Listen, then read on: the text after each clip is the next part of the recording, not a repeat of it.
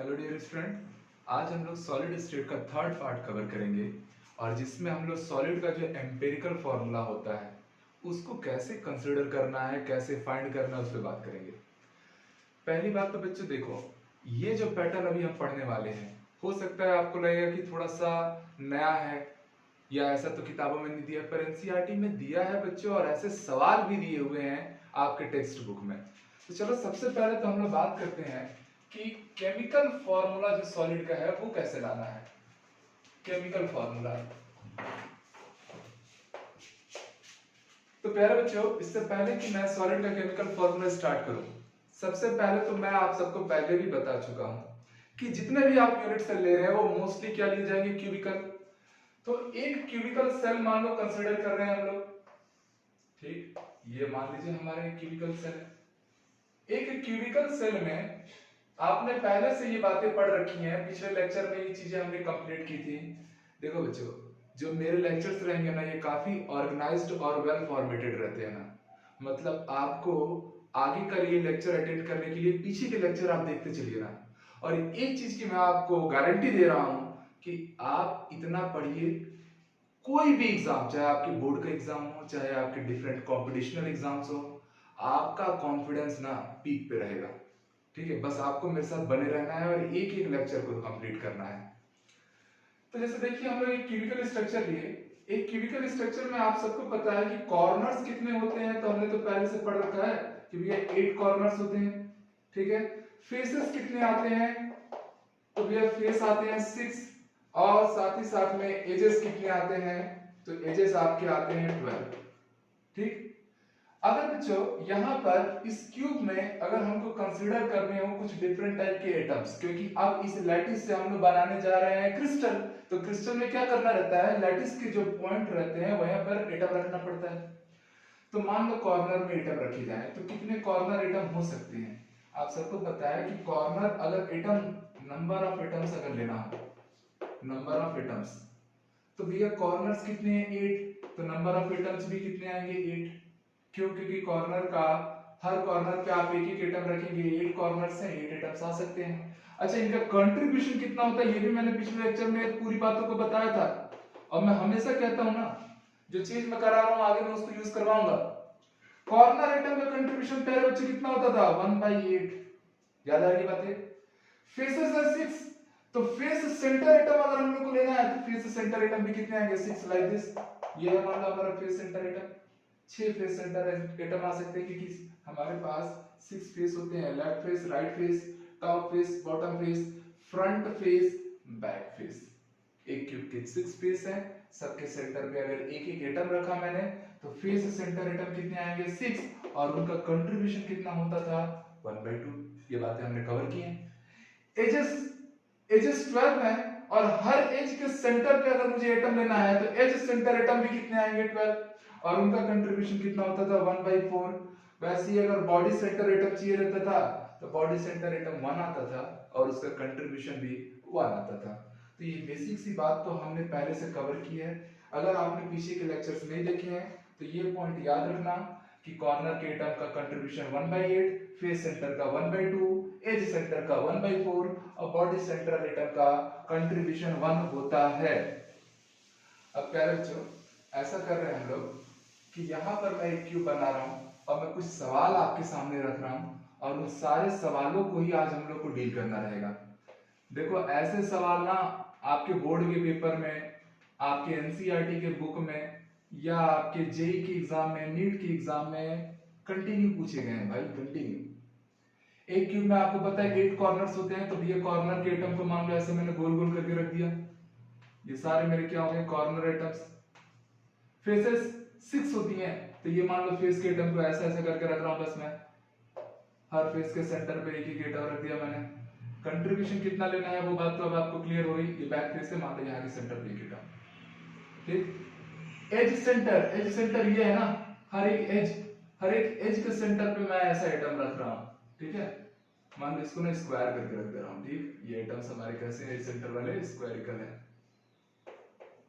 तो ऐसे 12 एजेस होंगे, हर एज के सेंटर पे एक एक स्क्वायर जा रहा है। इसके एटम को मैंने स्क्वायर मान लिया और कुछ नहीं, और टेंशन वाली बात थोड़ी है। फिर ये एक एज, यहाँ भी एक स्क्वायर, ये तो हो चुका है, यहाँ एक स्क्वायर, कोई छूट तो नहीं गया, इधर भी इधर भी इधर भी, ठीक है। और ये बॉडी सेंटर एटम होता है जो पूरे क्यूब के बॉडी में रहता है सेंटर में। मान लो मैंने ऐसे एक डायग्राम बनाया जिसमें 8 कॉर्नर के atom, 6 face centre atom, 12 edge centre atom और 1 बॉडी सेंटर एटम हमने रखा है, ठीक है। क्वेश्चन कैसे पूछा जाएगा बच्चों, आपसे पूछा जाएगा केमिकल फार्मूला ऑफ सेल। आपसे क्या पूछ दिया गया है, केमिकल फार्मूला या empirical formula of unit cell. ये जो यूनिट सेल है इसका आप बताइए केमिकल या एम्पिरिकल फार्मूला कैसा आएगा। क्वेश्चन नंबर 2, आपको केमिकल फार्मूला ही लाना रहेगा। if one edge is removed, one edge is removed, तब क्या केमिकल फार्मूला बनेगा। या एक मान लीजिए क्वेश्चन कि if 25%, यहां एक चीज समझ लो, मैंने ना कॉर्नर के एटम को ना ए मान लिया है, कॉर्नर एटम मेरे क्या है, ए है, ये कॉर्नर एटम्स है। बी जो है प्यारे बच्चों, ये मान लीजिए हमारे फेस सेंटर्ड एटम है, बी मान के चलिए फेस सेंटर्ड एटम है। सी जो है हमारे ये एज सेंटर्ड एटम है, और जो डी रहेंगे वो मान के चलिए आप लोग बॉडी सेंटर्ड एटम है। ये क्या है हमारे बॉडी सेंटर्ड एटम। कंट्रीब्यूशन तो जानते ही हो, कॉर्नर वाले का कंट्रीब्यूशन कितना होता है भैया, 1/8, लिख दूं क्या, ये 1/8 होता है। फेस सेंटर का अभी अभी देखे थे 1/2, एज सेंटर का 1/4 कंट्रीब्यूशन होता है, बॉडी सेंटर का कितना कंट्रीब्यूशन होता है, 1 होता है, ठीक है। थोड़ा पास पास हो गया है, नोटिस कर लेना। आपसे बोल रहे हैं 25% ए का मतलब समझ ना, कॉर्नर के एटम। 50% बी, 50% बी मतलब कि फेस सेंटर के एटम की 50%, और 75% सी को हम लोग क्या कर रहे हैं, रिमूव कर दे रहे हैं। तब क्या केमिकल फॉर्मूला बनेगा।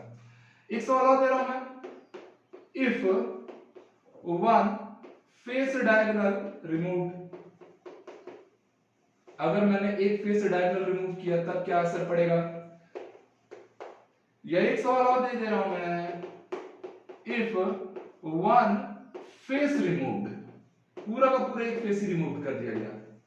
देखो मेरा प्रयास ये है ना कि आपको कॉन्सेप्ट है ना, सवाल कैसे बनाना है ये चीज आपको समझ में आए। और देखो लगेगा ये चीजें टफ टफ, पर अभी देखना कितना आसान है, मजा आने वाला है, ठीक है। तो चलिए पहला सवाल हम लोग देख ले रहे हैं, केमिकल फॉर्मूला लाना है किसका, यूनिट सेल का।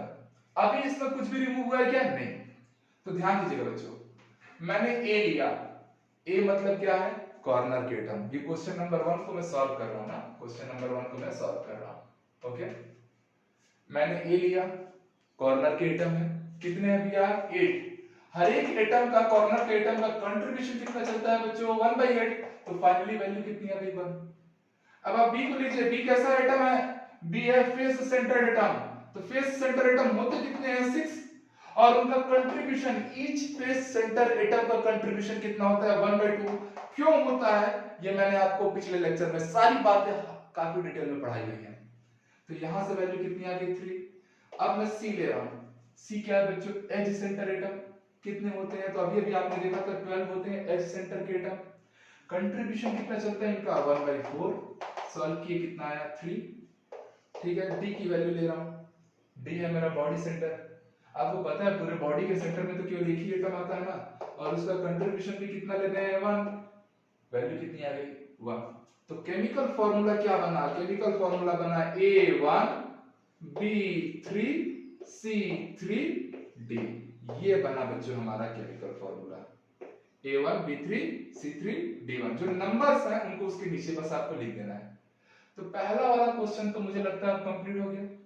आपसे केमिकल फार्मूला पूछा गया था कि इस यूनिट सेल का केमिकल फार्मूला बताइए, A B3 C3 D, ठीक है। चलिए नेक्स्ट क्वेश्चन पे आते हैं भाई। धीरे धीरे क्वेश्चन का लेवल बढ़ेगा और ये सारी चीजें ना बहुत आसान होने वाली है। कितना आसान लगा ये। सेकंड क्वेश्चन देख ले रहे हैं बच्चों। सेकंड क्वेश्चन में हमसे क्या कह रहा है, क्वेश्चन नंबर 2 का सॉल्यूशन बोल रहा है if one edge is removed. क्या कहा है, इसको हटा दे, सबको केमिकल फार्मूला ही लाना है ना। वन, अरे दादा मेरे ठीक से रहो,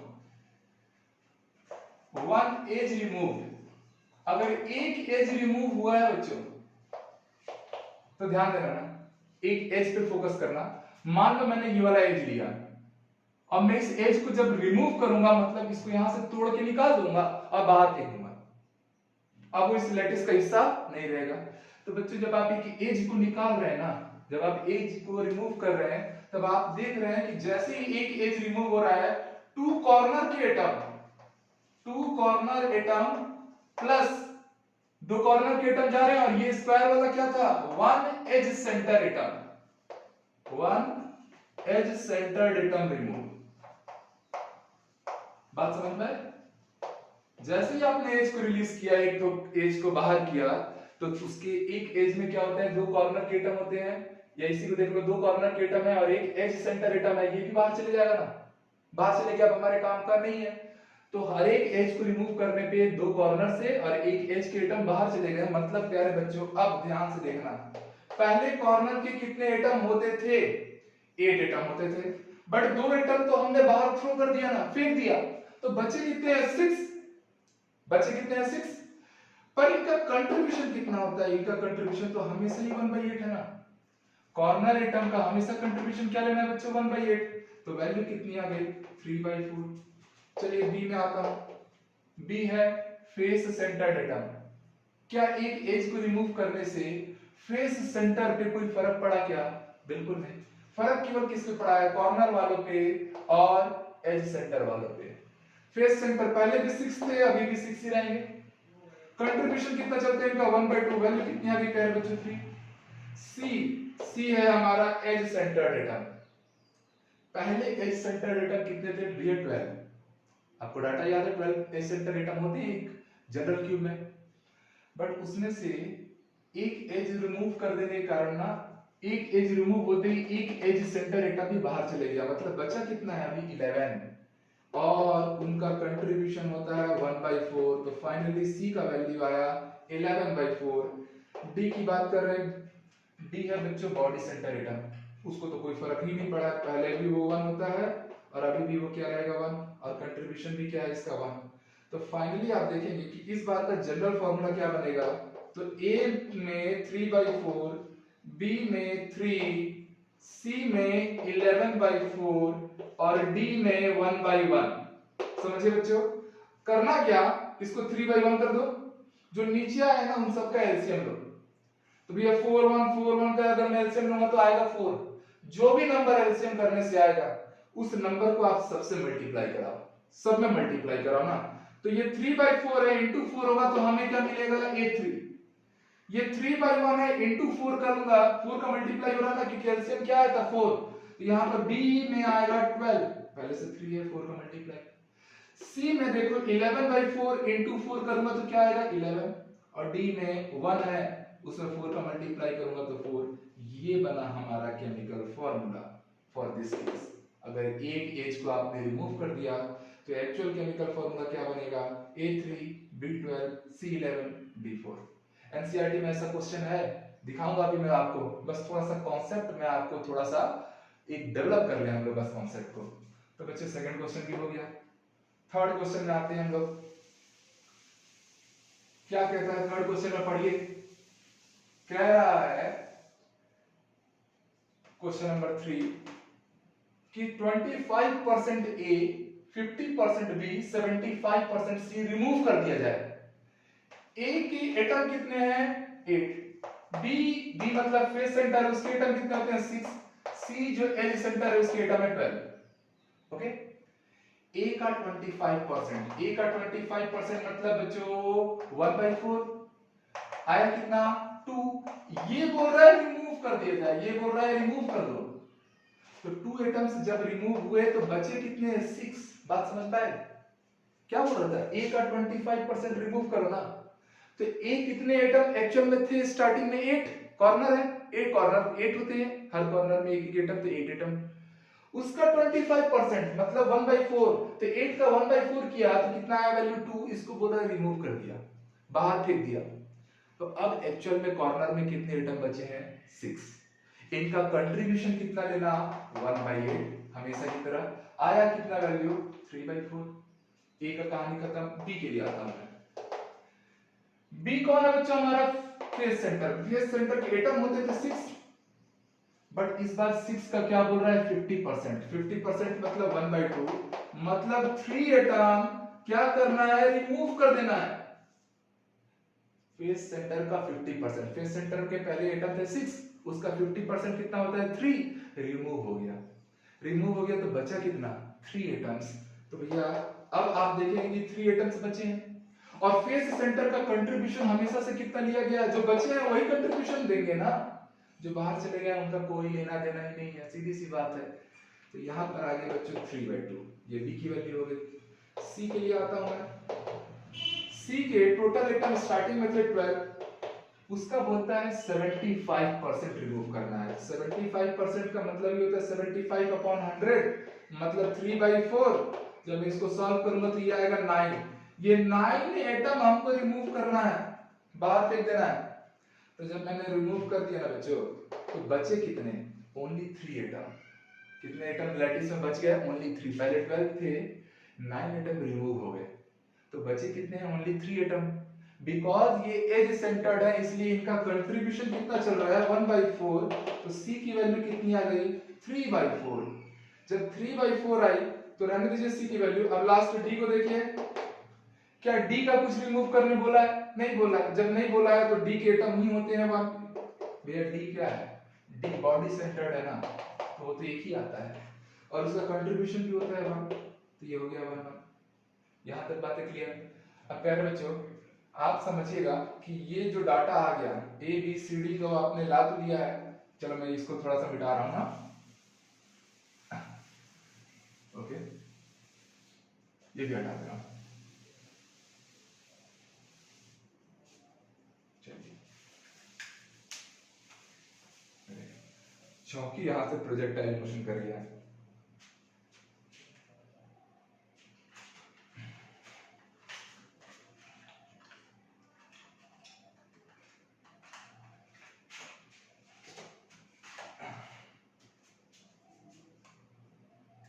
चलिए देखते हैं ए कितना आया।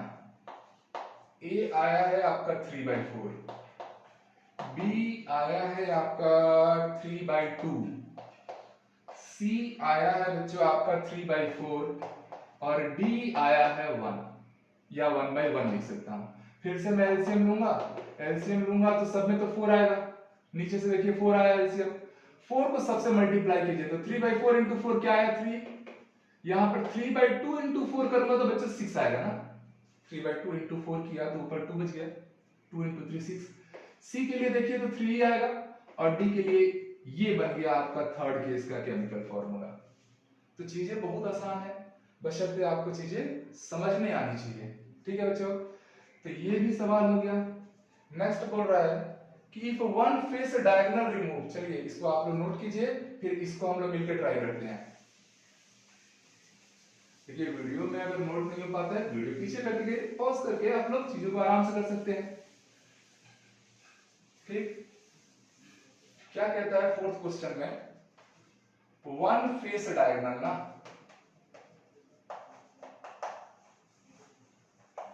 एक फेस डायगोनल को रिमूव किया गया।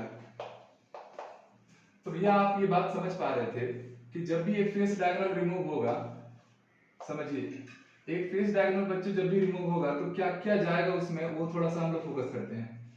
यहां पर एक कॉर्नर कॉर्नर में तो एटम थे ही, ठीक 8 एटम्स हो गए, और फेस के डायगोनल पे एक एटम होता है। अगर मैं ये एक फेस है डायगोनल, ये जो देखो ये एक फेस है ना, ये एक फेस है राइट फेस, इसका अगर मैं एक डायगोनल को रिमूव किया तो उस दौरान आप तो समझ पा रहे हैं कि 2 corner atom plus 1 face diagonal atom गायब हो चुके हैं। एक फेस डायगोनल एटम चले गया, मतलब कि आप समझिए पहले कॉर्नर के कितने एटम थे 8, फेस सेंटर के 6 थे, एज सेंटर के 12 थे, और बॉडी सेंटर के कितने एटम होते थे 1। अभी क्या हुआ, जैसे ही आपने एक फेस डायगोनल को रिमूव किया बच्चों, तो 2 कॉर्नर के एटम तो बाहर जा चुके हैं, मतलब कॉर्नर के टोटल एटम होते थे 8, 2 कॉर्नर के एटम रिमूव हो गए तो बचे कितने हैं 6। कंट्रीब्यूशन कितना रहता है इनका, तो आपको पता है कॉर्नर एटम का कंट्रीब्यूशन है 1/8, सॉल्व कीजिए, 3/4 आ गया। अब बात करते हैं बी की। बी क्या है? Face centre. Face centre atom पहले होते थे 6, बस जैसे ही फेस डायगोनल रिमूव हुआ ना, तो आप समझ पाए कि एक फेस डायगोनल के रिमूव होने से एक फेस सेंटर का एटम भी बाहर जा चुका है, तो बचे हैं अब 5। कंट्रीब्यूशन कितना रहता है? 1/2 का, मतलब फाइनली आया 5/2। सी के लिए बात करता हूं। सी है edge centre atom.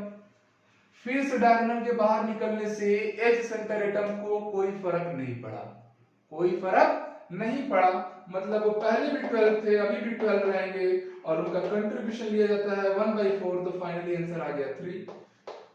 Body centre को भी कोई फर्क पड़ा क्या?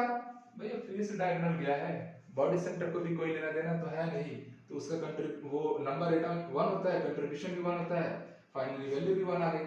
तो आप जब इसका फॉर्मूला लिखने जाएंगे तो ए में लिखेंगे 3/4, बी का लिखेंगे 5/2, सी का लिखेंगे 3 और डी का 1।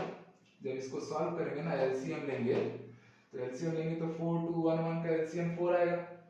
हाईएस्ट नंबर से सबको मल्टीप्लाई कीजिए, तो 3/4 into 4 ए क्या आया 3, 5/2 into 4 तो बी की वैल्यू आ गई 10, 3/1 into 4 तो बच्चों सी आया 12, और डी का कितना आ जाएगा 4। तो ये बन गया आपका फाइनली केमिकल फॉर्मूला। तो इस तरीके से कितना आसान है सारी चीजों को सॉल्व कर पाना, और मुझे लगता है मेरे सारे स्टूडेंट इस चीज को कैच कर पाएंगे कि ये एग्जैक्टली इस टाइप के सवाल में आपसे डिमांड क्या करेगा। अब हम इतने केपेबल हो चुके हैं कि अब हमसे किसी भी टाइप का कुछ भी सवाल पूछे हम आप बनाने सकते हैं। जैसे आपसे बोल दें कि कॉर्नर का एक एटम और बॉडी सेंटर का एक एटम गायब कर दिया, केमिकल फॉर्मूला बनाओ, तो क्या बच्चे आप नहीं बना पाएंगे? इजीली बनेगा। ये कॉर्नर का एक एटम कम हो गया तो बचेंगे 7 into 1/8 कर देना। फेस सेंटर के तो वैसे ही रह जाएंगे टोटल, और एज सेंटर के भी जितने हैं उतने ही रह जाएंगे। बस बॉडी सेंटर से एक ही होता है, वो भी गायब हो गया है, तो 0 into 1 केमिकल फॉर्मूला जनरेट करना। यहां पर एक लास्ट क्वेश्चन है बच्चों कि एक फेसिड रिमूव कर दिया गया, इस बार क्या कर रहा है इसको नोट कर लेना। आपसे कह रहा है एक फेस रिमूव कर दिया। अब मैं चाहता हूं कि इस क्वेश्चन को ना आप खुद बनाएं, ठीक है? बस मैं थोड़ा सा आपको हिंट दे रहा हूं। क्वेश्चन नंबर 5 में if one face is removed, पहले बच्चों अगर एक फेस ही रिमूव हो गया तो क्या क्या बाहर जाएगा, ध्यान देना। ये मान लो मेरा एक फेस है, इस फेस के एज के सेंटर पे भी एक एक एटम है, ठीक? इस पूरे फेस को, ये जो राइट फेस इसको पकड़ के मैं बाहर निकाला और बाहर फेंक दिया, जा भाग यहां से, तेरा कोई काम नहीं है, ठीक है? तो अगर ये बाहर गया तो क्या क्या अपने साथ ले गया? तो 4 कॉर्नर के एटम्स ले गया, 4 कॉर्नर एटम्स तो ले गया भैया, प्लस 4 एज सेंटर के भी एटम ले गया, 4 एज सेंटर्ड एटम भी ले गए, और साथ में क्या जा रहा है? 1 फेस सेंटर्ड एटम भी जा रहा है, 1 फेस सेंटर्ड एटम भी जा रहा है। मतलब पहले ए कितने थे? पहले ए 8 थे, 4 कॉर्नर के एटम जा चुके हैं, मतलब बचे ही ओनली 4, और कंट्रीब्यूशन होता है इनका 1/8 आया, ए की वैल्यू 1/2।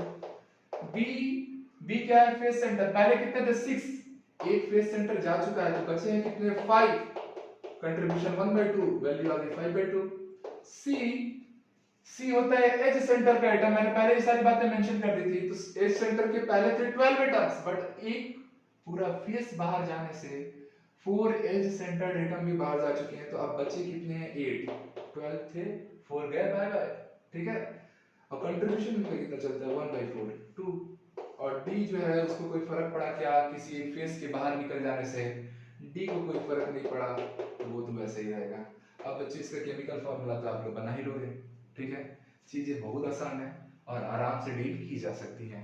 ये चीज इतनी इंपॉर्टेंट है ना बच्चों, ठीक है, कि अब आपको समझ में आएगा कि ये चीज मैंने क्यों पढ़ाया। तो देखिए स्टूडेंट, एक क्वेश्चन है हमारे सामने, एनसीईआरटी टेक्स्ट बुक का डायरेक्ट क्वेश्चन है, तो ऐसे क्वेश्चन थे किताबों में, इसलिए मैंने ये कॉन्सेप्ट आपको पढ़ाया। क्या कह रहा है? A cubic solid is made up of 2 element P and Q. एक कोई भी क्यूबिकल सॉलिड है जो 2 एलिमेंट पी और क्यू से मिलकर बन रहा है। Atom Q are present at the corners, मतलब आप समझिए कि मान लीजिए मैंने एक क्यूबिकल ऐसा स्ट्रक्चर बनाया, ठीक। और सारे के सारे जो क्यू एटम है वो कहाँ है, हमारे कॉर्नर पे है। तो मतलब हर कॉर्नर पे हमारा कौन बैठ रहा है, क्यू बैठ रहा है। हर कॉर्नर पे समझ लीजिए जो मैंने सर्कल बनाया है ना, ये क्यू के लिए है। ठीक, तो हर जगह कौन है, क्यू है।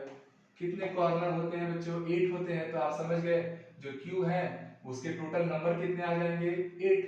क्यू की वैल्यू कितनी होगी, 8, क्योंकि 8 कॉर्नर्स तो होते हैं ना। आगे आपसे बोल रहा है present at the corner of the cube and atom p at the body center। मान लो ये है आपका क्यूब का टोटल बॉडी, तो बॉडी सेंटर पे p है, p का नंबर कितना आएगा 1, और उसको मैं कैसे रिप्रेजेंट कर रहा हूँ, स्क्वायर से। बात समझ में आई। आपको ये बातें पता है कि कॉर्नर 8 होते हैं, हर कॉर्नर पे कौन बैठा है, क्यूब, इसलिए क्यू की वैल्यू कितनी आ गई, 8। जो बॉडी सेंटर एटम होते हैं, बॉडी सेंटर एटम केवल 1 होते हैं पूरे क्यूब के स्ट्रक्चर में, और वो कौन है, P। ठीक है, इसलिए मैंने अलग से उसको स्क्वायर टाइप का रिप्रेजेंट कर दिया। आपसे बच्चे पूछ रहे हैं what is the formula of the compound. तो मेरे प्यारे बच्चों, सबसे पहले तो आप Q की वैल्यू लाइए। जब आप Q की वैल्यू लाएंगे तब आप देखेंगे Q एक कॉर्नर का एटम है जिसका नंबर कितना है, 8। बट हर कॉर्नर एटम का कंट्रीब्यूशन कितना होता है प्यारे बच्चों, तो 1, सॉरी 1/8। हर कॉर्नर एटम का कंट्रीब्यूशन कितना होता है, 1/8। तो वैल्यू कितनी आ गई Q के लिए, 1। P की बात करता हूं, P क्या था हमारा, P था हमारा face, sorry body centred atom ना। P क्या था हमारा, body centred. Body centred atom होते हैं 1, और उनका कंट्रीब्यूशन कितना होता है, 1। ये कंट्रीब्यूशन कैसे आता है, क्यों आता है, ये मैंने लास्ट लेक्चर नंबर 2 में आपको सारी बातें हाईली डिटेल से एक्सप्लेन करी हुई है। तो Q की वैल्यू 1, P की वैल्यू 1, केमिकल फॉर्मूला क्या बन जाएगा, तो P के लिए 1, Q के लिए भी 1, मतलब केमिकल फॉर्मूला उसका क्या आया, PQ। क्या केमिकल फॉर्मूला है प्यारे बच्चों, PQ। हो गया, पहला सवाल का जवाब मिल गया हमें। सेकंड क्वेश्चन बोल रहा है what is the coordination number. देखो एनसीईआरटी का एक एक सवाल ना मोतियों की माला की तरह होता है ना, एक एक मोती चुने हुए हैं, ऐसे ही एनसीईआरटी की एक एक क्वेश्चंस है। पूरी बुक एक माला है, और हर एक्सरसाइज का हर एक इंडिविजुअल क्वेश्चन ना मोतियों की जैसे कीमती है। उतना कर लो, कोई एनसीईआरटी को जान गया ना, समझ गया ना, नीट में तो 45 के 45 क्वेश्चन लगा के आएगा ना, और जेईई मेंस में भी वो 100 में 80-90 मार्क्स स्कोर कर सकता है only in single subject chemistry. तो आप एनसीईआरटी को ना, केमिस्ट्री को प्यार करो यार, जी लो उसको, अपने अंदर संभाल लो, ऐसा वाला मैं चाहता हूं। क्या बोल रहा है, what is the coordination number. तो बच्चों कोऑर्डिनेशन नंबर तो तब आए जब आप इस लैटिस को समझ पाओ। तो आप ध्यान देंगे कि ये एक ऐसा स्ट्रक्चर है जिसके कॉर्नर में 8 एटम्स हैं और बॉडी सेंटर पे एक एटम है। अगर आपने पीछे के लेक्चर्स अच्छे से किए हैं तो आपको ये साफ साफ समझ जाएगा कि ये बीसीसी स्ट्रक्चर है, क्योंकि बॉडी सेंटर्ड क्यूबिक में ही तो कॉर्नर में 8 एटम और बॉडी के सेंटर पे एक एटम आता है।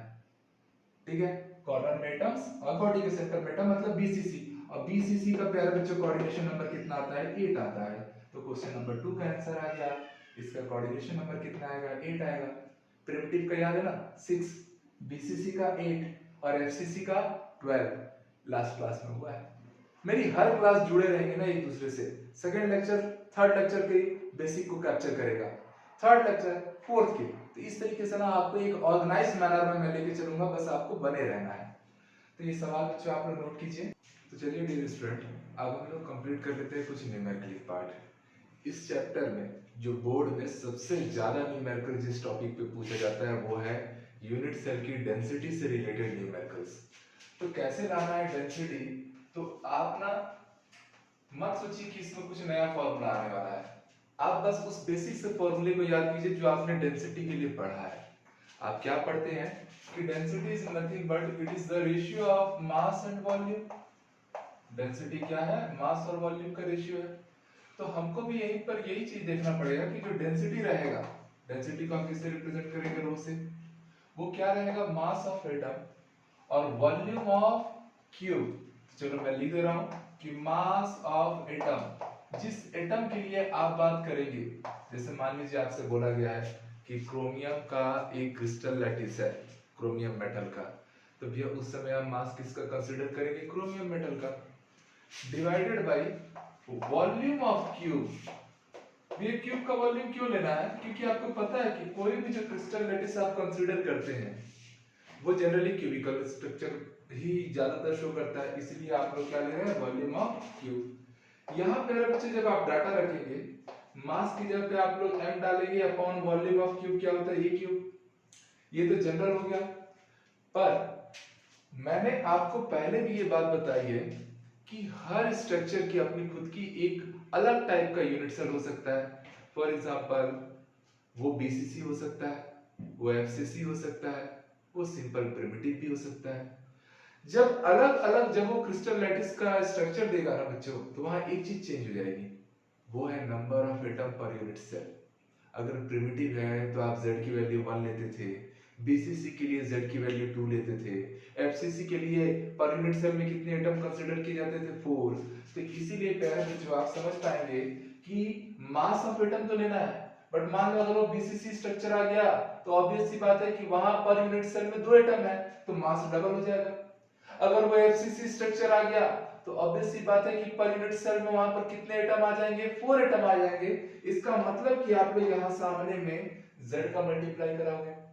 ऑब्वियस सी बात है कि अगर एक नंबर का मल्टीप्लाई हुआ है न्यूमिनेटर में तो डिनोमिनेटर में भी करना पड़ेगा, तो यहां पर आप डिनोमिनेटर में बस यूज करोगे एवोगैड्रो नंबर। Na क्या है, तो Na आप सभी याद रखना एवोगैड्रो नंबर है, एवोगैड्रोस नंबर, जिसकी वैल्यू तो हम लोग को याद ही रहती है 6.022 या 23 into 10 की पावर 23।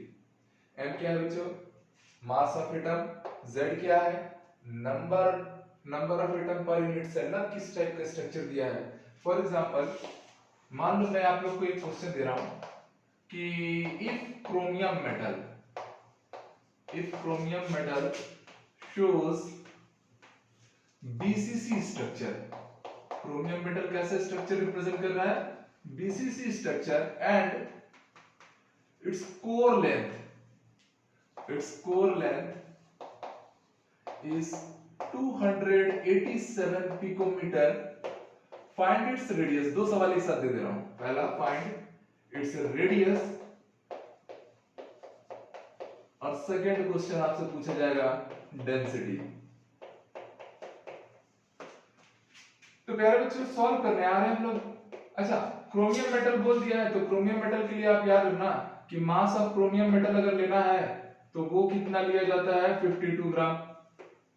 ठीक, तो चलो सॉल्व करने आ जाओ।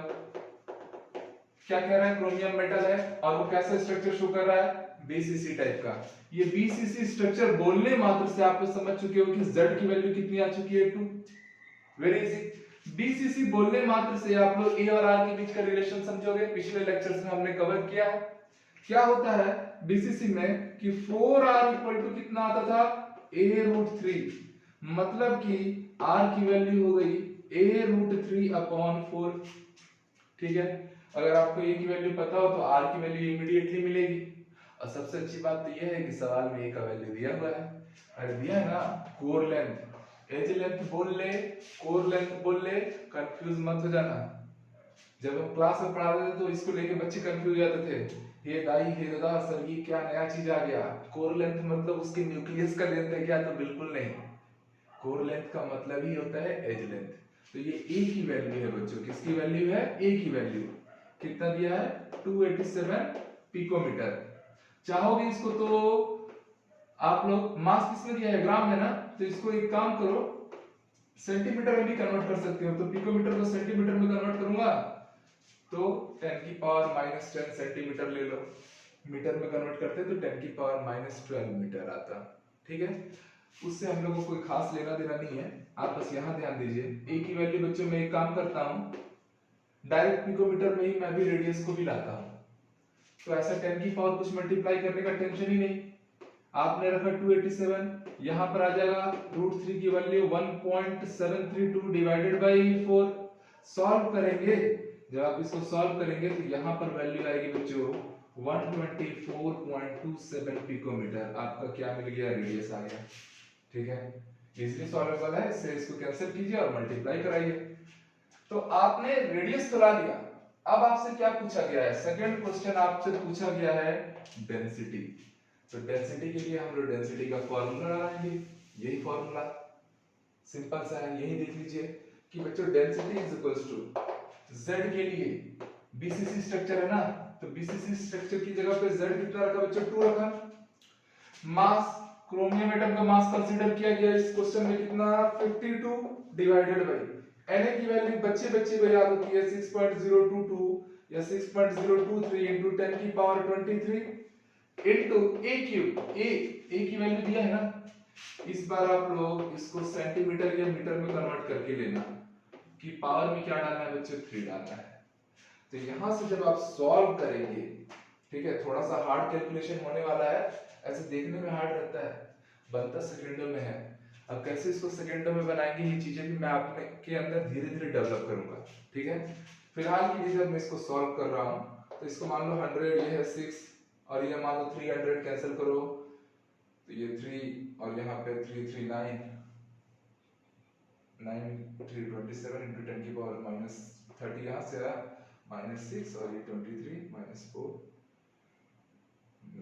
नियरली यहाँ 7.3 के आसपास आंसर आ जाएगा बच्चों। और डेंसिटी किस में लेना है, ग्राम पर सेंटीमीटर क्यूब। अब ये देखिए अपना अपना कैलकुलेशन का कोड है, ठीक है। मुझे कितने भी कॉम्प्लिकेटेड कैलकुलेशन हो, थोड़ा सा मैं उसको तेज कर पाता हूँ, और वो कैसे कर पाता हूँ वो चीजें मैं धीरे से आपके अंदर डेवलप करूंगा। तो प्यारे बच्चों, आज आपने एक क्वेश्चन देखा कि डेंसिटी से रिलेटेड अगर आपको दे दिया जाएगा, हमेशा आपको देखो लैटिस किस टाइप का है, क्रिस्टल किस टाइप का है, वो मेंशन जरूर करेगा, उसी हिसाब से डेंसिटी के फॉर्मूले को अरेंज करना रहेगा। अब हम एक काम करते हैं, एक तो एनसीईआरटी के स्टैंडर्ड क्वेश्चन को भी कवर कर लेते हैं क्योंकि वो हमारे एग्जाम्स में आ सकते हैं, और सीबीएसई इस टाइप के क्वेश्चंस बहुत ज्यादा पूछता है भाई, मैं पहले बता रहा हूँ, ठीक है। तो चलो फिलहाल इसको नोट कर लो। चलिए डियर स्टूडेंट, ये क्वेश्चन है हमारा एनसीईआरटी टेक्स्ट बुक से। क्या कह रहा है कि सिल्वर क्रिस्टलाइजेस इन एफसीसी स्ट्रक्चर या FCC lattice if edge length of the cell is this and the density is that। मतलब आप सवाल को देखिए, सवाल में क्या क्या चीजें दी हुई हैं। तो पहला एज लेंथ की वैल्यू दी हुई है, दैट इज 4.07 into 10 की पावर -8 सेंटीमीटर। सेंटीमीटर में दिया है, मीटर में दिया है, ज्यादा कंफ्यूज मत होना ना, क्योंकि डेंसिटी भी किस में दिया है, सेंटीमीटर में, तो कुछ कन्वर्ट करने की कोई नेसेसिटी है नहीं।